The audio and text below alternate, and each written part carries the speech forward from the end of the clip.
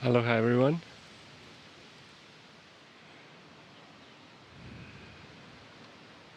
And as every day and every session we come back to our heart and we take a deep breath with our heart.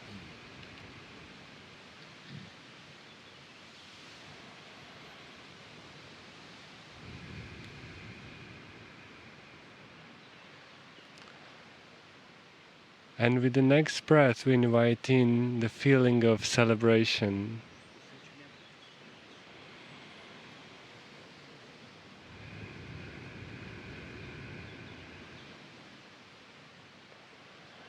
And a feeling of completion.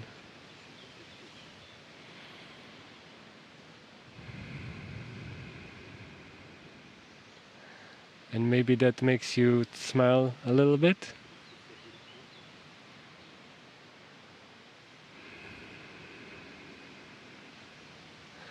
And this is the energy that allows for deeper integration of everything that's been happening.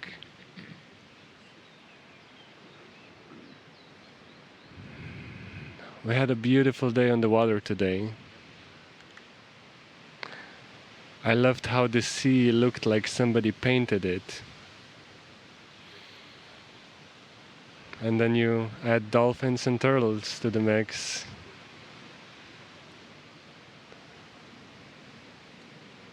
And in the morning we experienced rhesus dolphins and the serenity, the peacefulness, and the heart communication that they represent.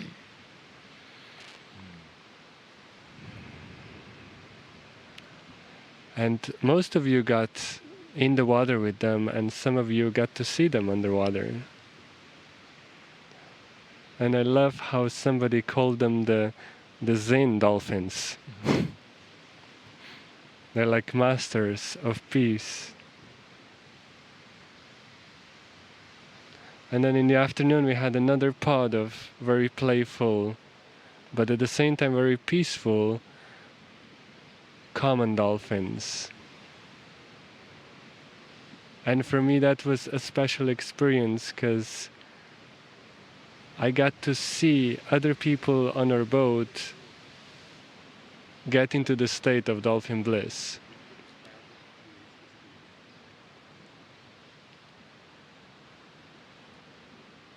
And I was one of those. So I just want to,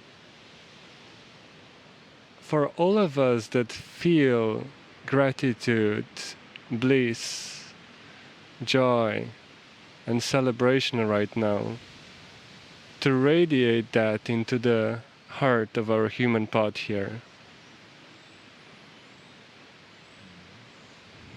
If it's already in your heart, then it's in the heart of the whole group here.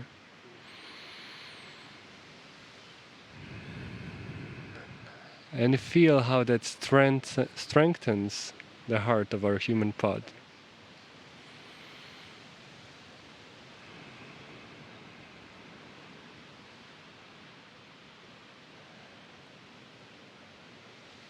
And then we add a feeling of celebration that Gaia has for us.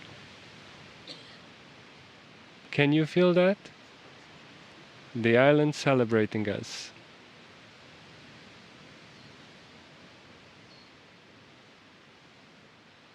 Gaia knows we're here. She feels us, she loves us, and she celebrates our very existence. So we take another deep breath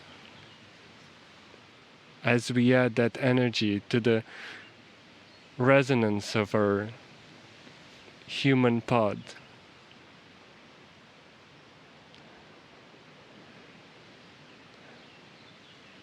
And then we open our human pod heart to yet another resonance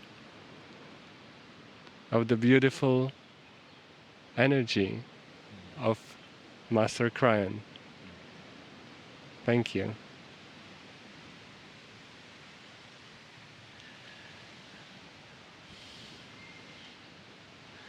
Greetings, dear ones. I'm Kryon of Magnetic Service. This is the 10th channel, the final one of the Azores series. We are on the small island of Pico still.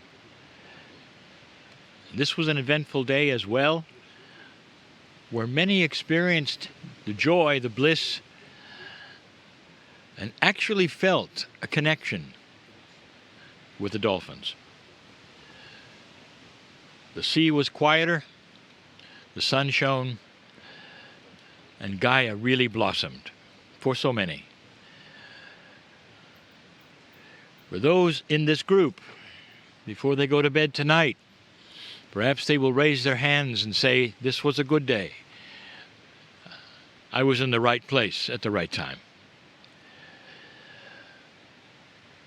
We have spoken for 9 channels about so many different things. We've spoken of the islands, the Lemurian connection, the Gaia connection. We've spoken of the purity of the grid in this area and how so many can feel it. We've given information that we haven't before about the dolphins and the whales and why it is that humanity in general starts to revere them and protect them, where it wasn't that way as literally 50 years ago. We've talked about the connection to the Akashic record. We've mentioned many things. But this channel is different. It's different. For those of you who have experienced this personally, are you aware that there's something far larger than just this particular phenomenon of consciousness with these animals? Did you think that there perhaps is a bigger clock? And when I say that, I mean that what you've experienced in these days is one piece of something far, far larger, more than a system, a plan. You've experienced a connection with these animals, and you've been told that they have a consciousness that is different from any other animals in the world. Any of them. And you take a look and you want to know, what is it? Could it be spiritual? Could it just be physical? Whatever it is, you sit and you love it. And there are those who want to do it over and over and over. But have you really sat to think about, what if it was one tiny gear in a beautiful watch of the universe, or of humanity, or the solar system, that is special? And you just got to see this one special thing. And so the subject of the channel is, why spirituality? Why should someone even listen to this channel? There are many who come across my voice, perhaps for the first time, and they would listen for a while, and they would say, well, it's not for me, there's nothing here for me. They would say, I have a good life, I feel I know what I'm doing. Yes, there have been issues, I've gotten through them, I'm surviving, I'm okay. And that's the end of it. And I will tell you right now that in an old energy earth, all of humanity until 2012 mostly had that attitude. Then there are others that say, I don't need your information, Kryon, because I'm in an organized system. Let me tell you, dear ones, that organized religion is not what we're speaking of. Organized religion will give you the rules of the do's and the don'ts, and be careful. But they're not going to give you core spirituality. And that's what we're speaking of. And then there are so many who say everything that you do, as one you would call spiritual or esoteric or New Age, is just so bizarre. I don't want any part of it. I've heard of some of the things you believe, and I don't want to go there.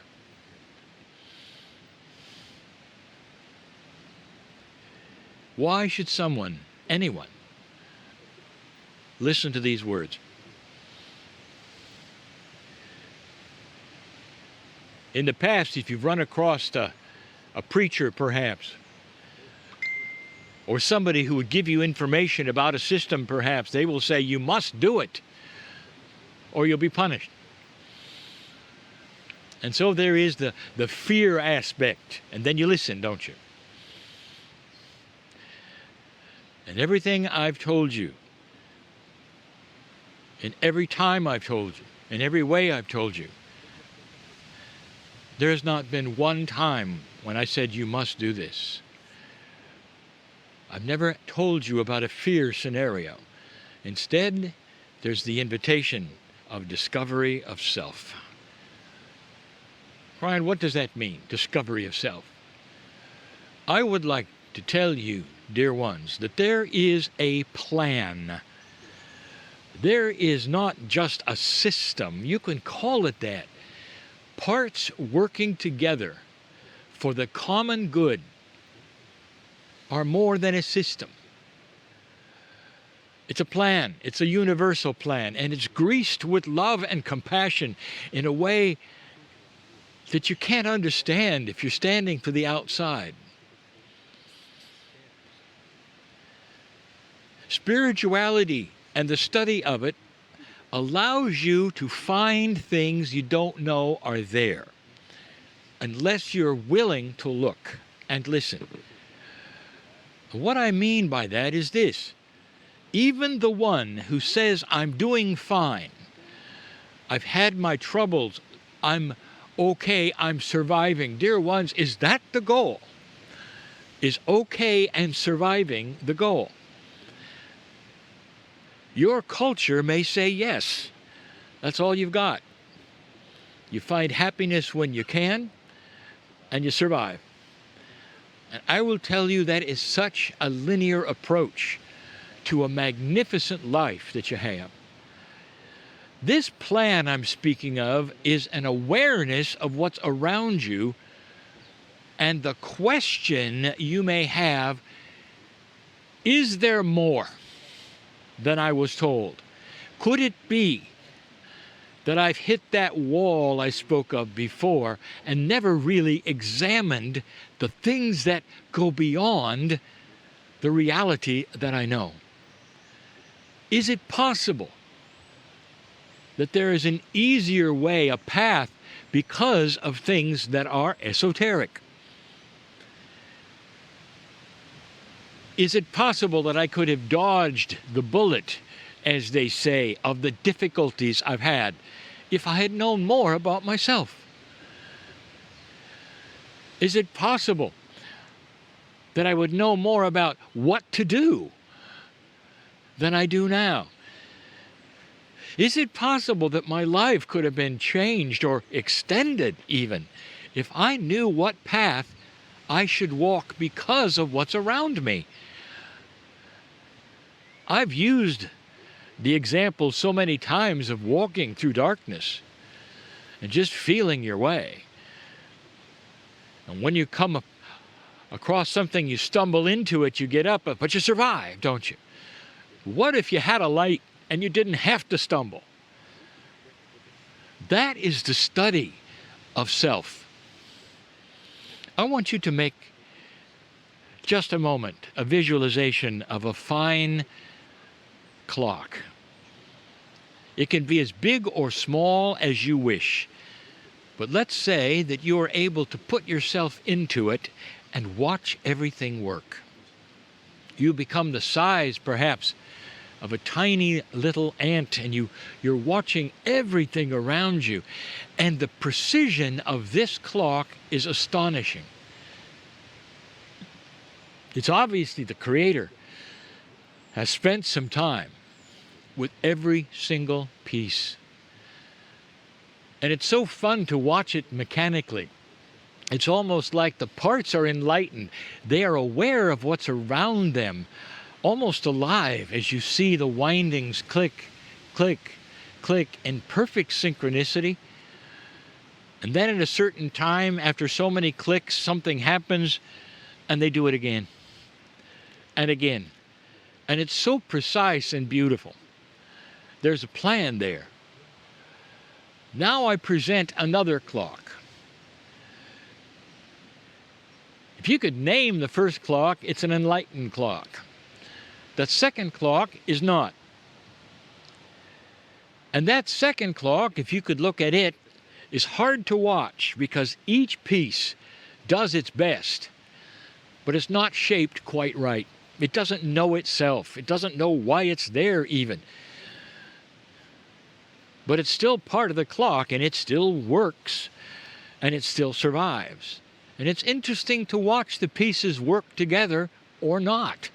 If they're not aware of each other, and they don't know the plan of the clock, they bump into each other. Now you might say, well, how does a clock part bump into each other? Imagine the gears are not quite the right shape, and they break. And they'll, instead of interfacing with the other one, they'll bump it, and they'll break. Some may actually be destroyed and fall. Others will take the place and then go through the same thing. And so the clock exists, but very poorly. Not only that, it's stressful. When the parts don't know who they are or what they're doing, they simply survive. But the clock keeps ticking, poorly, but it does. I think you know what I'm talking about. A person who discovers self, looks at esoteric things, is one who decides to journey into an unknown that becomes known. It's a journey that must be something you want to do. It doesn't happen to you without something pushing it. Sometimes there is a spontaneous awareness because you're put in a situation. Other times you're simply listening and you have an idea that there is more. And you start asking, how would I find out? That is how you find out. This is the process, and we've told you before. When you start looking, your soul knows it. Free choice of the human being is to look or not. It's simple. That's your choice. If you don't want to look, you'll survive. Or not, but you'll have a life. If you start looking, dear ones, you will see the pathways based on knowledge that you don't have, that you have to discover. Did you have a past life? Did you interface with others? What did it mean? How does it affect this one? What has it shown you? Can you use intuition in order to find the path that is clearer for you? Can you expect chance? That's a big one. Do you expect synchronicity? Others say accidents of meeting people that do things for you and with you, like the right partner, for instance, the right job, for instance. Did you know that's part of a spiritual plan? It's not an accident. Have I got your interest yet? I want to take you to a place, finally. It's not a real place, it's a metaphor place. It's interesting, isn't it, that almost all humanity believes in the afterlife in some form or some way. And in addition, they place on that afterlife something that happens after you die. There's going to be some kind of meeting. Don't you find that interesting? That organized systems, esoteric systems, all of them see you coming together at some level after a life. In some systems, it's a judgment, where your soul, if it doesn't come up to specifications, will then be tortured forever. By the way, I'll say it again, that is not the loving God who made your soul. That is not in the plan. It never was. It never will be. That is a children's story. That comes from humanizing God. That comes from your culture, from your father, from your government, from your systems. That's humanism. That's not compassion. Every single human expects something to happen after death. So let's go there. Let's go there in a metaphor. Let's see you after you've lived this life. You're with others. And you have this meeting. And it's a meeting of joy, always. You've come through Earth yet again. You'll have a planning session with those or others, and the light has been turned on. And what I mean by this, you know everything. And you're sitting down at this beautiful table. Call the table the sky, if you wish. Or the mantle of compassion of God, you're sitting at it as a soul, and you're discussing what happened. And you go around the table, you've got plenty of time. For there is no time. And you're going around the table and you hear the discussions. How was it for you? And the one soul, they said, well, my name was Frank, and I didn't find it. And there's no sorrow, but everybody understands what Frank means. Frank walked through life yet again without looking past the survival. Frank didn't go into looking for himself or asking some of the esoteric questions of the universe. Did I live before? What's the purpose of a soul? Is there more than I was taught? Could it be that there is beauty in everything? Is it possible that Frank could have learned he was magnificent? Instead, Frank learned he was born dirty. And Frank says, I can hardly wait to get back because I know there's a new energy. And I know what I know now. And when the veil comes down and I'm a human again, I can hardly wait to work the puzzle because I know I can find it. I know I can make the right choice. Around the table, 80% of those who had died in perhaps the past day or so and were meeting together now as souls had the same story. Until the one soul. And the one soul said, my name was Sally. And I found it. Oh, and there's so much cheering. They're so pleased with one another. And Sally tells her story. And she says, I started looking. I wasn't young. I had spent the time with my children. Like so many young people, they're busy. But just shortly after that, I started awakening and asking the questions and talking to people because I became curious. Could there be more? And there was. I learned through my life the potentials of my past and what created some of the problems I had as this soul walking the earth. I found out, and because of that, I had joy and was able to find a better path that didn't have those pitfalls in them. I found my plan. I found that creative niche that I always thought I could be. I could write. I could paint. She said, I never thought of that. I had the intuition, and then the ones I met, oh, it wasn't an accident. that I met the right people. And my life was blessed because I knew I was magnificent. And there was silence at the table. Until one soul who said, "My name was John. John, I would like to meet you, whatever gender you're going to be. Could we make an arrangement the next time we come down? Could I be in your town, somehow meet you through synchronicity?" And Mary or Sarah or Sally, whoever you're going to be, or Frank or John, would you tell me about it? And this tells you something that the souls knew, dear ones, and now I'll reveal this.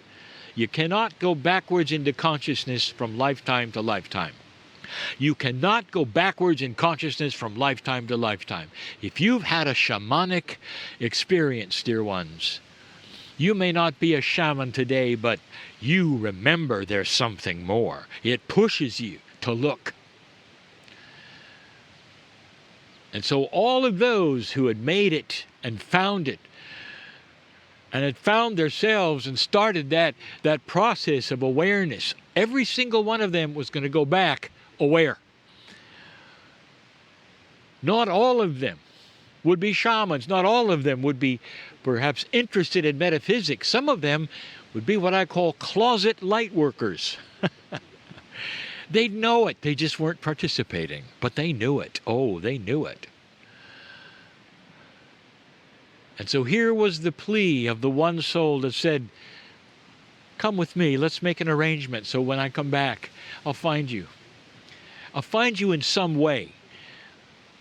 And listen to you talk. And realized that I want what you have. That's the plan, dear ones. And some of you in this group know it. Some of you don't. But the free choice is this. You've heard how it works. You can go further right now than anything you've done. This story of the dolphins, this awareness that you have, this joy you feel, is a part of the clock. This is expanded 100, 1,000, 1,000,000 times as you start to meet the other special things, just like this one that you've discovered, in so many different ways that are part of this pristine, aware clock that almost works by itself because it knows it's magnificent. Why spirituality?